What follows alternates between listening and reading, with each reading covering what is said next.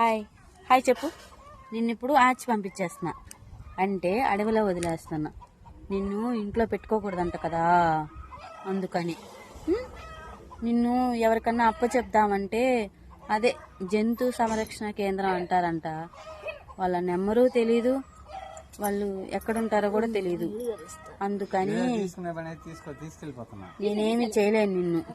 అప్పటికి హాస్పిటల్కి తీసుకెళ్ళాం కదా, పాపం నీ రొక్క బాగలేదు కదా, అడవిలో వదిలేస్తాంలే. ఓకేనా?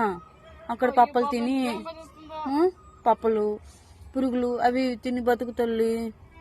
ఓకేనా? నీకు బాగలేదు, జ్వరం తగిలింది, నీకు రెక్క బాగలేదు, నీకు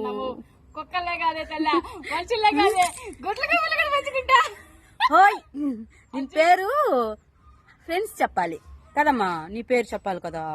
నీ పేరు నాకు తెలుసు, నీకు తెలుసా నీ పేరు? చెప్పు. చెల్లమ్మా, సరేనా?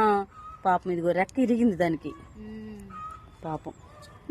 సరేనా? బాములు పట్టుకొని తిను, ఓకే? బాముల్ని పప్పల్ని తిను. అరువుగా అడవిలో ఉంటే బతుకుద్ది, మన దగ్గర ఉంటే ఏం తినట్లేదు కదా. అయినా దీన్ని నిన్న ఇంట్లో పెట్టుకోకూడదు అంటమ్మా. ఎందుకని పెట్టుకోకూడదు నిన్న ఇంట్లో? ఓ తల్లి బుజ్జి తల్లమ్మ.